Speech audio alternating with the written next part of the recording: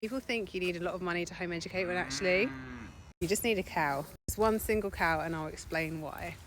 Here's one now. We can start with biology. We can go into how cows have 4 compartments to their stomach and why that is, and the different enzymes that they need to digest their food compared to us. We can go into their teeth and their mouth arrangement and why they chew the cud. We can diversify off into English language and why we call it chewing the cud. You can look into the origins of different breeds, why different cows have different features, and which countries they come from. How cows are sacred in some cultures. We talk about the ideas and the theories behind animals' consciousness and why they're also freaking cute. Very bad.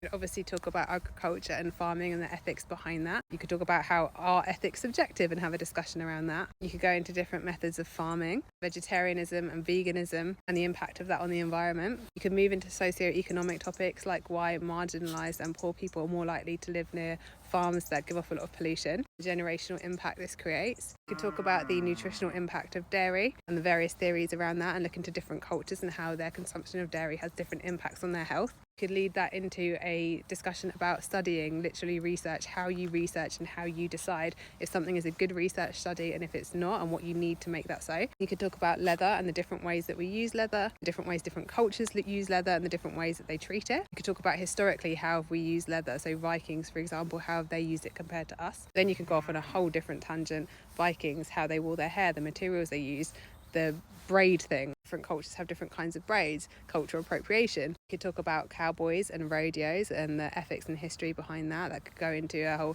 thing about cowboys and Indians and racism, indigenous culture.